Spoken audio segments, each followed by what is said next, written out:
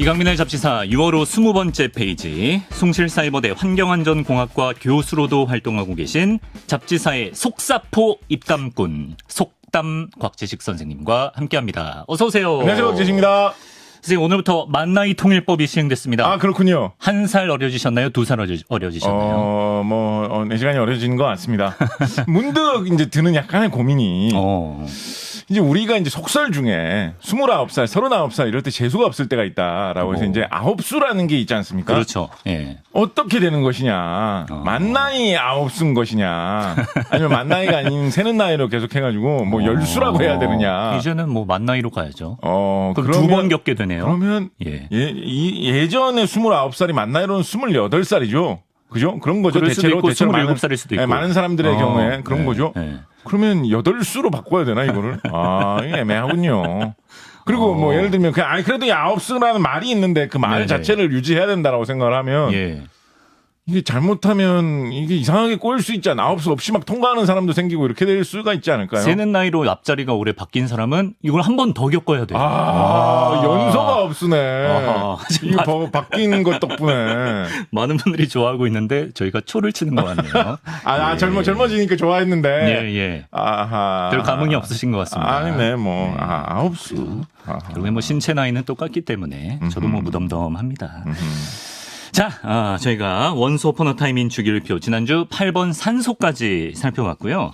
이쯤에서 지난번에 못다 푼 속담 이야기를 오늘 해보려고 합니다. 이 속담이 과연 말이 될까 안 될까 과학적으로 분석하는 곽재식의 속담 거짓말 탐지기 두 번째 시간인데요. 오늘은 우리 몸과 관련한 속담부터 만나보겠습니다. 먼저 제가 다이어트 할 때 자주 하는 말인데 간에 기별도 안 간다. 간에 기별도 안 간다. 이런 속담이 있는데요. 네. 아니 근데 이게 간에 기별이 안 간다보다는 위에 기별도 안 간다. 하하. 이게 더 와닿지 않습니까? 사이언티픽하군요. 간에는 기별이 안 간다. 상당히 과학적이다. 왜냐면 밥을 먹으면 일단 위로 먼저 가니까. 그렇죠. 근데 그렇게 치면 뭐 입술에 기별도 안 간다. 혓바닥에 기별도 안 간다. 식도에 기별도 안 간다. 그런 다 갖다 붙일 수 있는 거 아닙니까? 그렇게 갖다 붙이자면. 간도 거치나요? 12지장의 기별도 안 간다. 소와 간을 따라서 전부 다 할 수 있는 거 아닌가요? 그렇게 치면. 헤모글로빈.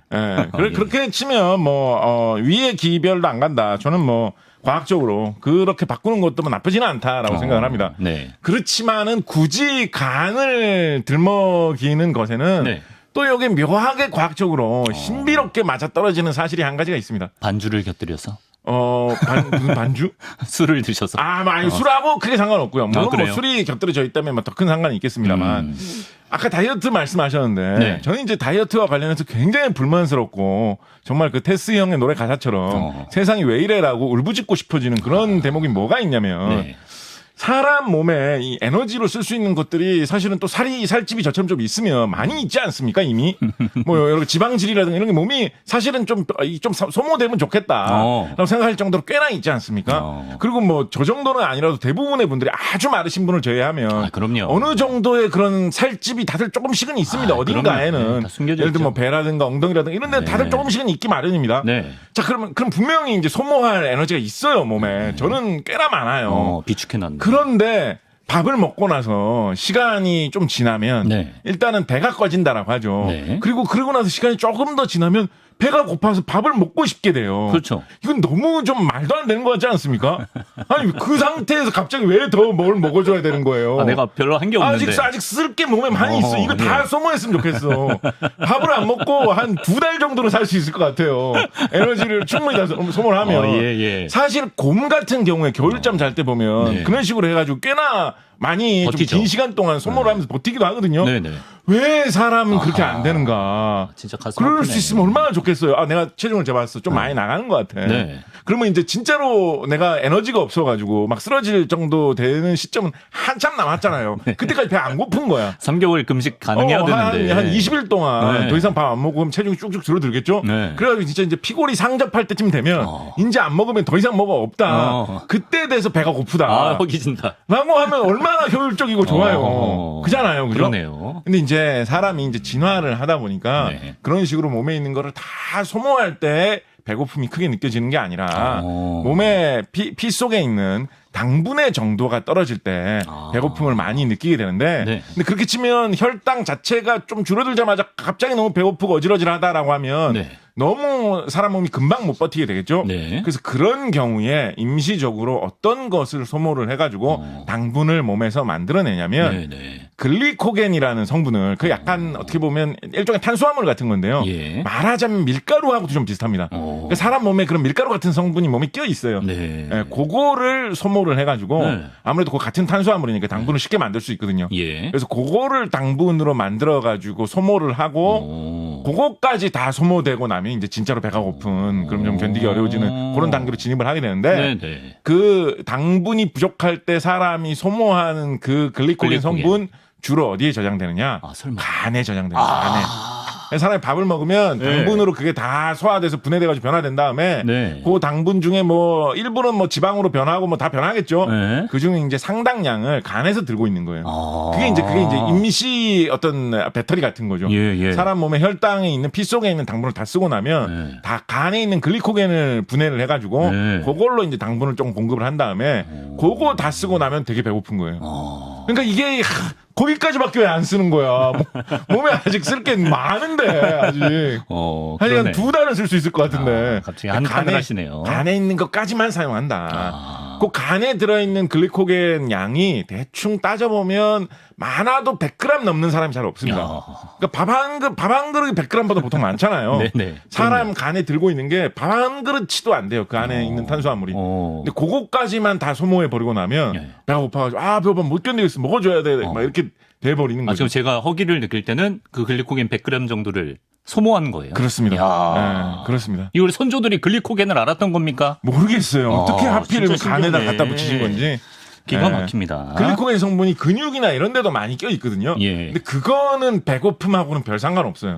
그것도 뭐 언젠가는 그렇게 하면 좀 소모될 수 있겠죠. 그죠? 근데 그거는 그 배고프기 전에 급하게 소모되는 그게 아닙니다.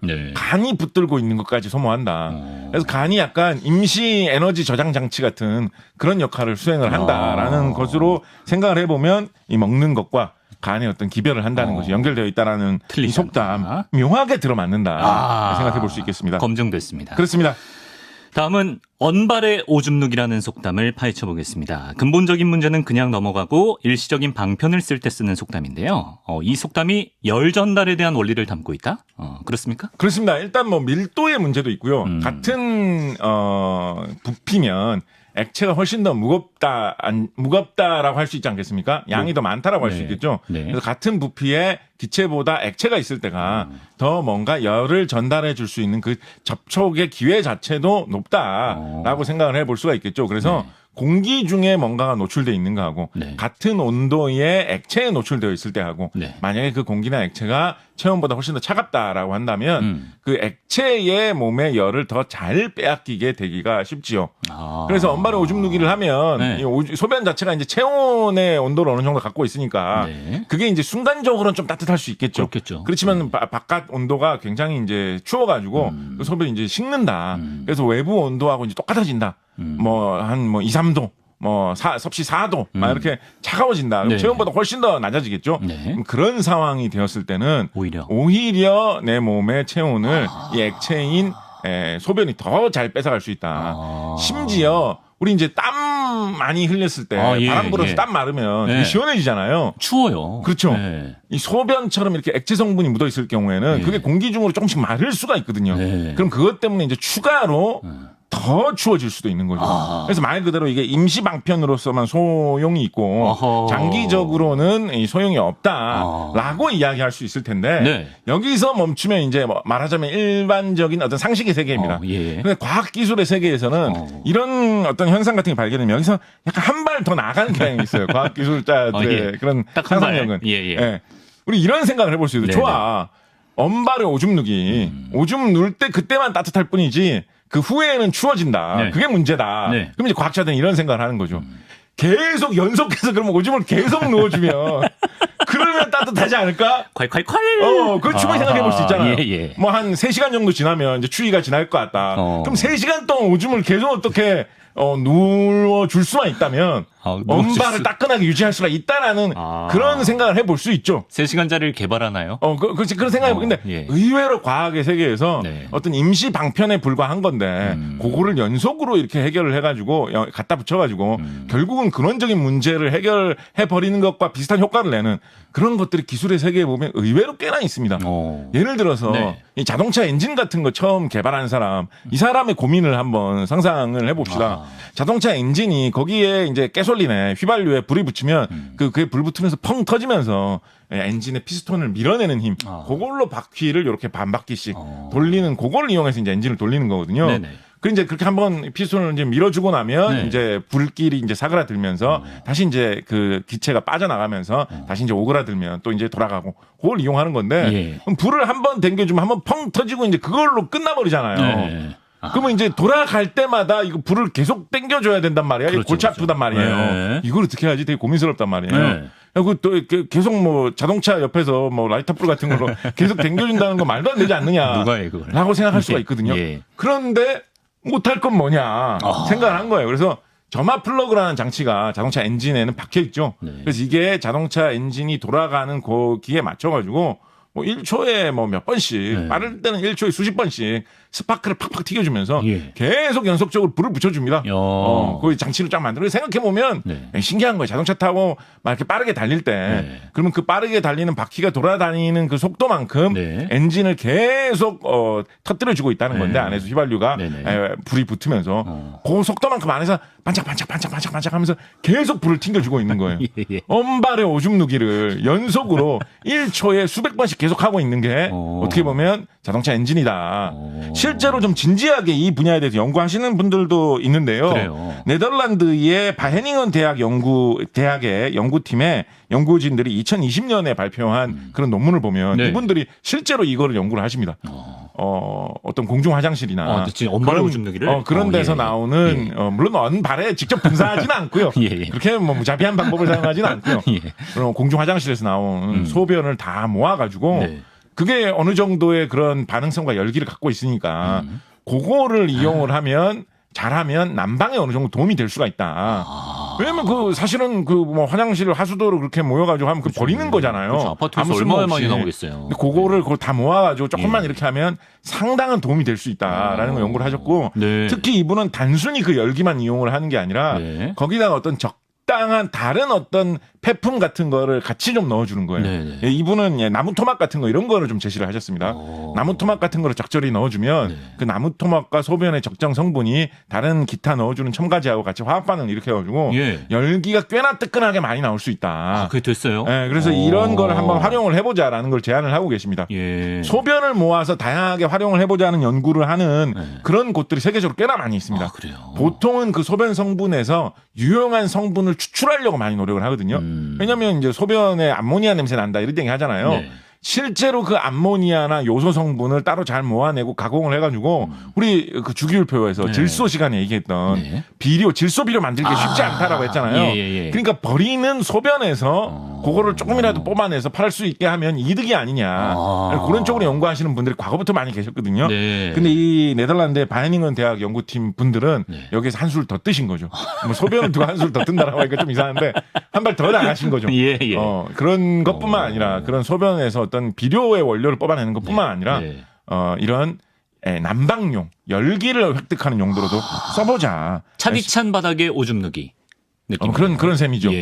야, 기가 막히네. 실제로 뭐 나름대로 또 활용을 할 수도 있다라는 것입니다. 그리고 또 실제로 선조들 중에 언발에 오줌을 넣어본 분들이 계시니까 또 이게 밈처럼 유행어가 된 거겠죠. 그럴까요? 과연 그런 것일까요? 해봤으니까. 해봤는데 더 차갑더라. 찬물도 위아래가 있다. 이 말도 한번 보겠습니다. 뭐 이 속담이 요즘 시대와 뭐 맞네 안 맞네 이걸 떠나서 찬물이 이게 위아래로 나뉠 수가 있습니까? 이게 다 섞이는 거 아닌가요? 근데 이제 약간 좀 뭐랄까요. 어물딱 이렇게 좀 넘어가는 느낌이 있는 것 같은데 여기서 위아래라는 거는 물 자체의 위아래가 아니라 그 물을 이렇게 배달하는 물을 드리는 그 상대방의 높고 낮음을 따져야 된다라는 뜻이죠. 그래서 이제 높은 분께 찬물도 좀 먼저 드려라.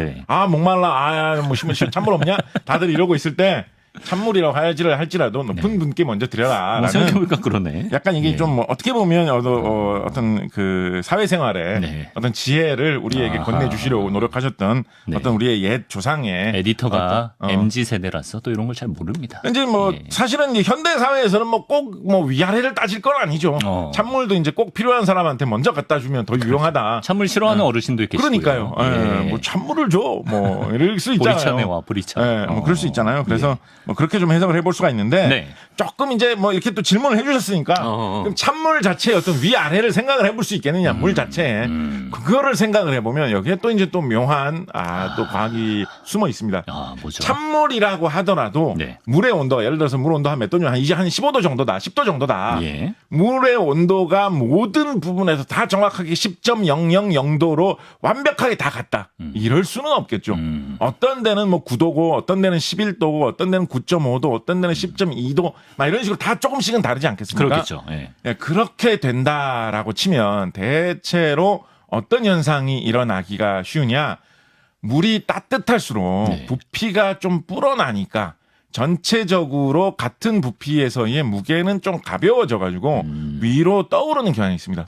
우리 이제 목욕탕에서 물 받을 때 찬물이 좀 있는데 위에다가 뜨거운 물을 집어넣으면 뜨거운 물이 무게가 더 가벼워서 위로 뜨기 때문에 위에는 되게 뜨거운 것 같은데 이제 따뜻한 거 같네. 들어가려고 하다 보면 밑에는 찬물이 그대로 있어가지고 뭐야 깜짝 놀라게 되는 경우가 있습니다. 그렇죠. 그런 식으로 찬물이 아래로 깔리는 경향이 있어요. 그런데 이게 웬만할 때는 이게 큰 차이로 무슨 문제가 되는 경우가 잘 없습니다. 그런데 날씨가 유독 덥거나 이런 현상이 별로 안 나타나야 될 법한 시간에서 그런 시기에 갑자기 좀 더운 날씨가 나타나게 되면 바다의 위쪽 부분이 유난히 이상하게 따뜻해지는 현상이 발생할 수가 있죠. 그럼 이게 따뜻해지니까 가볍죠. 그러니까 위로 더욱더 계속 뜨는 거예요.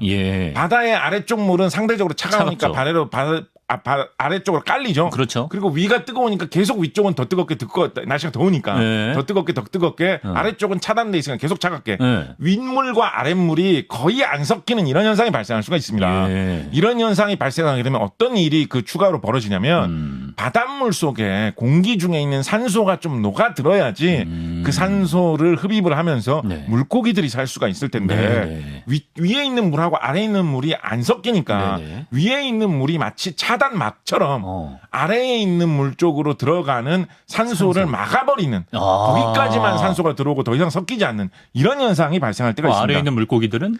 그렇습니다. 그래서 아래쪽에 이렇게 차가운 물이 아래쪽에 이상하게 깔리는 바람에 전체적으로 보면 사람이 보기에는 막 그렇게 차이 안 날 수도 있어요. 다 찬물 아니야? 뭐 바닷물이 따끈할 리가 있어? 이렇게 생각할 수도 있는데 그 온도가 기온이 약간 이상하게 따뜻해지는 것 때문에 이런 식으로 물의 층이 갈리는 현상이 일어나면 아래쪽에 깔려 있는 찬물에 빈산소 수괴라고 해가지고 산소가 빈약한 물 덩어리가 생긴다라고 해가지고 산소가 굉장히 부족해지는 현상이 발생할 수 있고 이럴 때 잘못하면 물고기들이 산소가 없어서 떼죽음하는 현상이 발생합니다.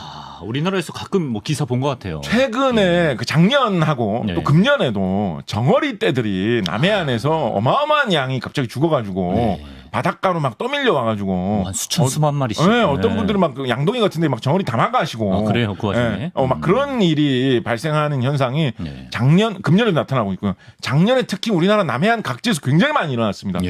도대체 이런 현상이 왜 발생할까? 정말 수수께끼처럼 생각을 하고 있는데 일단 우리나라 정부 당국에서 가능성이 좀 높다라고 생각하고 있는 것은 바로 이 찬물의 위아래가 너무 극명히 갈리는 바람에 나타난 이 빈산소 수계 현상을 일컫는 그것 때문에 일어난 것이 아닐까라는 추정을 이상공에서 초래된 뭐 그런 말하고 있거든요. 그래서 찬물도 위아래가 있긴 있는데 이게 너무 심하면 떼죽음이다. 우리 선조들이 이 환경의 중요성을 예언한 걸까요? 한편으로는 선조들 유교 사회에서 계속 쭉 사셨잖아요. 살다 보니까 이거 위아래 이거 너무 심하게 따지면 피곤해서 다 죽겠다. 이런 생각도 조금은 하셨던 게 아닐까. 뭐 그런 상상도 해봅니다. 그렇습니다. 이렇게 속담 속에는 웃음과 재치 해학뿐만 아니라 유용함이 공존합니다. 잡지사 속담 거짓말 탐지기 함께하고 계시고요.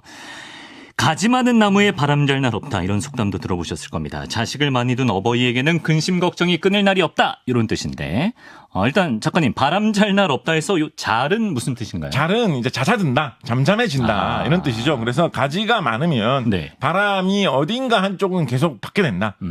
가지가 무성하게 펼쳐져 있어 잎이 많으면 아무래도 바람을 많이 받겠죠. 그래서 그만큼 피곤해진다, 고통을 받게 된다. 바람, 공기의 저항을 많이 느끼게 된다라는 아주 지극히 당연한 원리를 이야기하고 있는 것이다. 검증 끝입니까? 네, 뭐 당연하죠. 돛대에서 이제 돛을 이렇게 펴면 바람을 많이 받는 것처럼 그렇지. 네, 가지가 많으면 이파리가 많아지고 바람을 많이 받게 된다. 충분히 생각을 할 수가 있겠지요. 네. 뭐 그런 생각도 좀 해볼 수가 있습니다. 추운 곳에서 사는 나무들은 소나무처럼 잎이 뾰족뾰족하고 가느다란 게 많이 있습니다. 네. 그게 왜 추운 데서 살기에 유리할까? 몇 가지 이유 중에 하나로 생각해 볼 수 있는 것으로 그럴 때 추울 때 안 그래도 먹고 살기 힘든 시기에 바람이 거세게 북풍이 몰아쳐 올 때 이럴 때 이파리라도 좀 가늘게 있어야지 네, 바람을 좀 덜 받는다. 눈도 좀 덜 쌓인다. 이파리가 만약에 플라타너스 나무처럼 넓은데 상록수라 가지고 겨울에도 그 이파리를 다 달고 있다. 그러면 추운 겨울 바람에 견디지 못하고 가지가 꺾이거나 그렇죠. 눈이 쌓여가지고 무너지거나 나무가 죽거나 이런 일이 굉장히 쉽게 많이 생길 수가 있겠죠. 네. 노던 애리조나 대학교의 조지 코크라는 학자분께서 여러 가지 변수들을 가지고 연구를 해보신 결과 나무가 아무리 높이 자라도 아무리 좋은 환경이 갖추어져서 높이 자라도 130m 이상은 자라날 수 없다라는 연구 결과를 발표하신 적이 있거든요. 실제로 전 세계에서 지구상에서 가장 큰 높이로 자라나는 나무로 널리 인정받고 있는 나무가 미국 캘리포니아의 레드우드 국립공원에 있는 하이페리온이라는 이름이 붙은 120m짜리 나무가 실제로 전 세계에서 가장 큰 나무라고 합니다. 120m면 엄청나게 높죠. 나무 한 그루 높이인데 130m가 한계다. 그러니까 가지가 많은 나무에 바람 잘 날이 없다라고 할 때 그 바람이 잘 수 있는 어떤 바람이 잘 날이 없는 어떤 한계치 130m. 이런 계열 정도까지. 그렇습니다. 네. 최장신 나무가 120m니까요. 그렇습니다. 계란으로 바위치기 이 속담도 보겠습니다. 이게 뭐 어리석을 만큼 무모한 행동이다 이런 뜻인데 뭐 당연히 뭐 계란으로 바위를 아무리 쳐도 바위가 깨질 일은 없지 않겠습니까? 아닌가요? 평소에 감각이 굉장히 좋으신데 여기에 대해서는 왜 이렇게 쉽게 단정을 하시죠? 계란으로 이거 타조알이면 모를까? 계란을 엄청나게 세게 던지면 바위가? 바위 깨뜨릴 수도 없을까요? 약간의 뭐 약간 돌조각 정도, 부스러기 정도 나올 정말 막 말도 안 되게 엄청나게 세게 던지면 가능하지 않을까요? 가능해요? 그렇게 말하니까 약해지네. 실제로 우리나라에서도 공업적으로 가공을 할 때 널리 쓰이는 아주 많이 쓰이는 장비 중에 막 우리나라에 한 100대 1000대는 있을 거예요. 아주 많이 쓰이는 장비 중에 워터제트라는 장비가 있습니다. 그게 뭐냐면 물총이에요, 물총. 물총. 근데 물총인데 물총 쏘면 이렇게 장난치냐 이렇게 하잖아요. 그리고 뭐 어떤 무기가 총이 있는데 뭐 예를 들어서 지급받은 총이 너무 안 좋다. 그럴 때 불편할 때 뭐 물총을 들고 싸우라고 하냐고 이렇게 비아냥거릴 수도 있겠죠. 그렇지만 이 워터제트라는 이 물총은 물총에서 물을 발사되는 속도를 시속 한 3,000km까지 끌어올립니다. 물을 쏘는 압력이 한 600메가파스칼에서 700메가파스칼 정도. 일반적인 공기의 기압이 한 0.1메가파스칼 정도 되거든요. 근데 이거는 600메가파스칼에서 700메가파스칼이니까 일반 기압의 한 6,000배에서 7,000배 정도 되는 압력으로 물을 아주 가늘게 진짜 물총처럼 쫙 쏘는 거예요. 그러면 이 물방울이 이게 심지어 계란도 아니에요. 그냥 맹물을 시속 3,000km로 쏘면 돌이 깎여 나갑니다. 그래서 이걸로 실제로 돌 깎는 용도로 이걸 많이 써요. 진짜요? 물총으로 돌을 깎아요? 가끔 가다가 무슨 어떤 간판이라든가 아니면 어떤 것도 많이 좀 무슨 그 비석이나 이런 조형물 같은 데 보면 글자 같은 거 새겨진 경우 있잖아요. 그렇죠. 글자가 되게 예쁘게 이렇게 막 새겨져 구멍 뚫려 있고 막 무슨 뭐 CBS 이렇게 알파벳 모양으로 복잡한 한자도 쓰고 돌에다가 구멍 뚫려 있는 뭐 이런 거 이렇게 붙여 놓다든가 돌로 이렇게 만들어 놓고 거기에 뭐 이렇게 금색 쇠로 이렇게 박아 놔 가지고 뭐 멋있게 만든 이런 거 가끔가다 많이 있잖아요. 이 간판 같은 데나 무슨 저는 갑자기 미용실에서 이런 걸 본 기억이 날까요? 미용실 입구에 네. 무슨 강민 헤어 살롱 이런 거 붙여놓으면 그 돌로 깎아가지고 멋있게 이렇게 대리석 같은 걸로 이렇게 해놓는 경우 꽤나 유심한 보세요. 꽤나 많이 있거든요. 예. 이거를 사람이 무슨 톱으로 깎고 정으로 쪼고 해가지고 그런 거 아니에요? 다들 무슨 여기 석굴암도 아니고 여기가 그렇게 해가지고 어떻게 그리고 글씨를 되게 잘 썼잖아요. 예, 엄청 잘 쓰죠. 글씨를 그렇게 잘 쓰기가 쉽지 않잖아요. 저 엄청난 석수분들이 아직도 남아있는 줄 알았는데. 물론 석수분들이 그런 거 잘 하시는데 그런 분들은 아무래도 좀 더 예술성이 들어간 그런 조각을 하시는데 하고 이거